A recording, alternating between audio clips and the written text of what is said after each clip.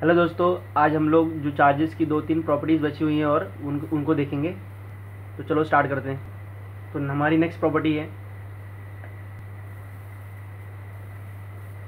Charges leaks from sharp points. ठीक है, charges leaks from sharp points. हम लोग जानते हैं कि अगर कोई कंडक्टिंग बॉडी है तो कंडक्टिंग बॉडी पर जो चार्जेस होते हैं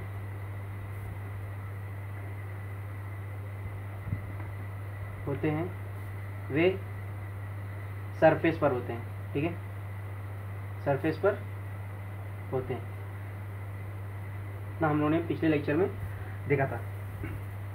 ठीक है, अभी मान लेते हैं कोई बॉडी है जो रेगुलर बॉडी। ठीक है, रेगुलर बॉडी मतलब क्या, जिसका एरिया हर जगह से सेम है, यूनिफॉर्म एरिया। इसका क्या है, यूनिफॉर्म एरिया है।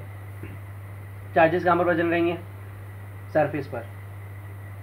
ठीक है, तो कोई रेगुलर बॉडी है, इसको बोलते हैं हम लोग रेगुलर बॉडी। मतलब मुड़ा हुआ नहीं हो, एकदम परफेक्ट बॉडी हो, रेगुलर बॉडी।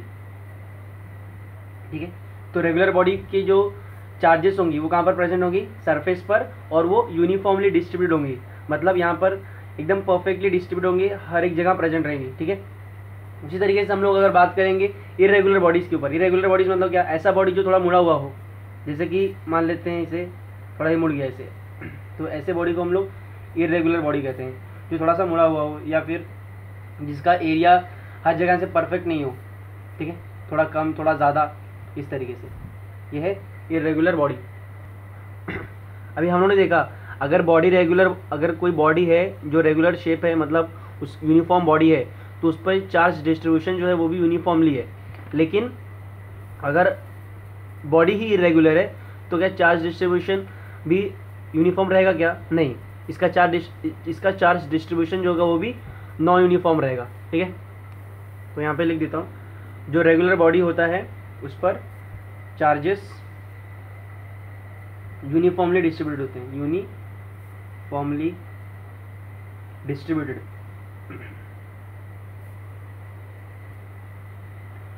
और जो इरेगुलर बॉडी होता है उस पर चार्जेस उस पर नॉन यूनिफॉर्मली डिस्ट्रीब्यूटेड होते हैं, नॉन यूनिफॉर्मली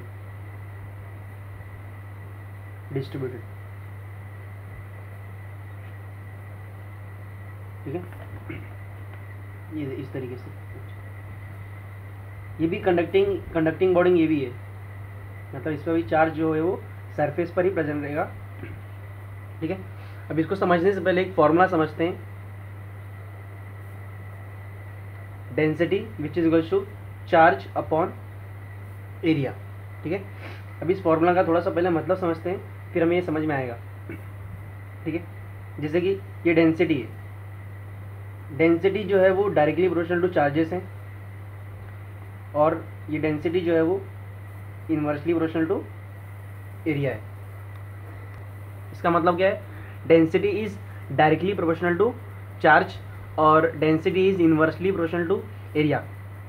डायरेक्टली प्रोपोर्शनल मतलब क्या, डायरेक्टली प्रोपोर्शनल का मतलब क्या है, डायरेक्टली प्रोपोर्शनल।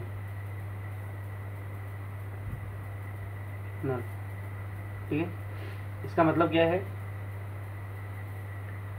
अगर कोई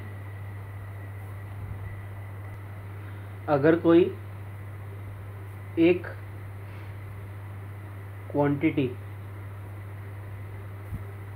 क्वांटिटी इंक्रीज कर रही है तो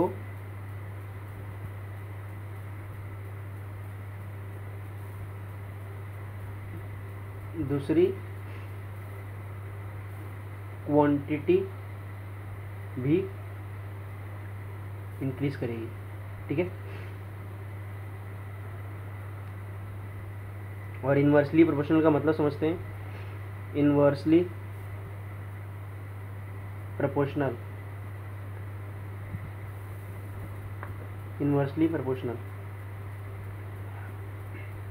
अगर कोई क्वांटिटी इंक्रीज कर रही है तो दूसरी क्वांटिटी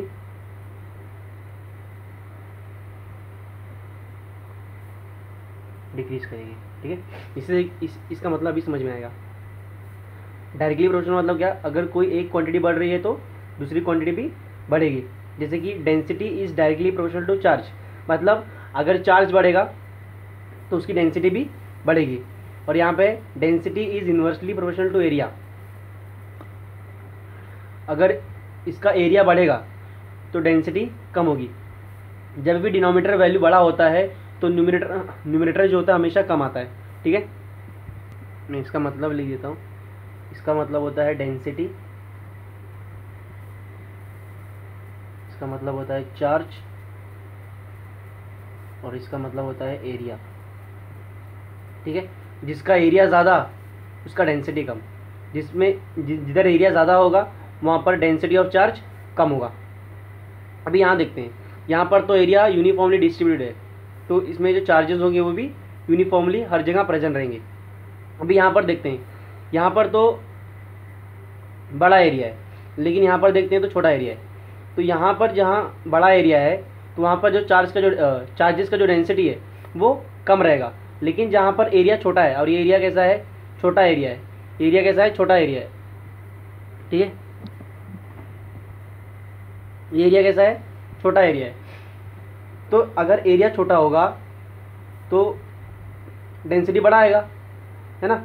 अगर एरिया ज़्यादा होता तो न्यूमरेटर वैल्यू कम आता, लेकिन यहाँ पर डिनोमिनेटर वैल्यू ही कम है तो न्यूमरेटर कैसा होगा, बढ़ जाएगा। ठीक है, अभी समझ में आएगा हम लोगों को क्या मतलब है इसका। Charges leaks from sharp point, क्या है, शार्प पॉइंट। अब इस सरफेस में देखेंगे तो कहीं भी हमें शार्प पॉइंट देखने को नहीं मिलता है, लेकिन इस इरेगुलर बॉडी में देखेंगे तो ये हमारा शार्प सरफेस है, शार्प पॉइंट है। ठीक है, शार्प पॉइंट, तो क्या लिखा है, charges leaks from sharp point. इसका एक प्रैक्टिकल एग्जांपल देखते हैं। मान लेते हैं ये कोई कारपेट है, ठीक है, ये कोई एक कारपेट है और ये दरवाज़ा है,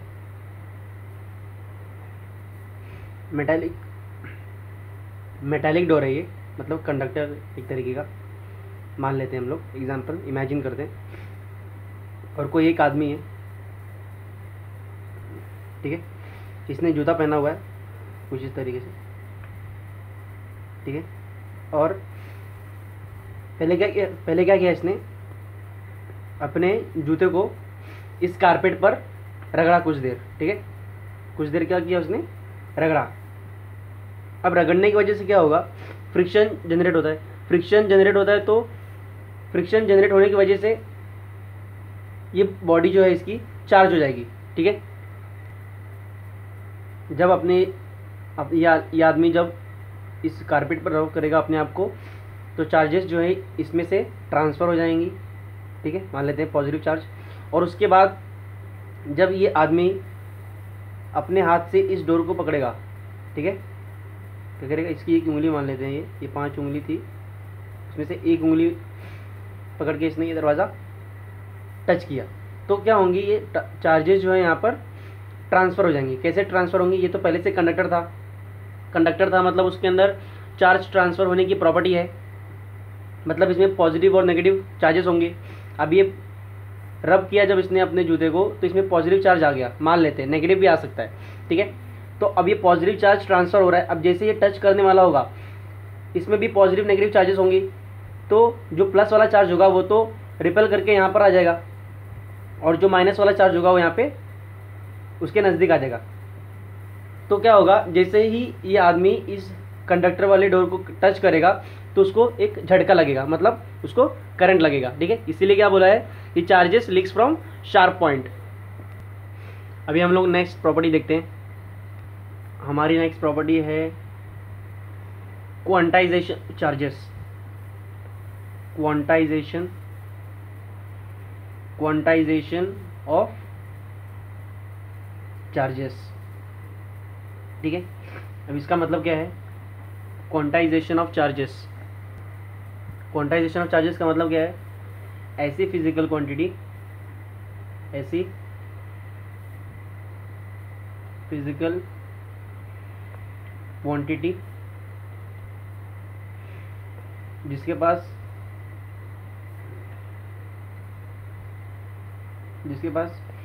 डिस्क्रीट वैल्यू हो, या फिर जिसका डिस्क्रीट वैल्यू हो, डिस्क्रीट ये नहीं आएगा, डिस्क्रीट वैल्यू हो।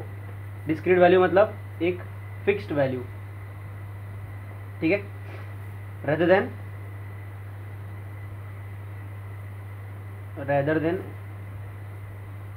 Any value.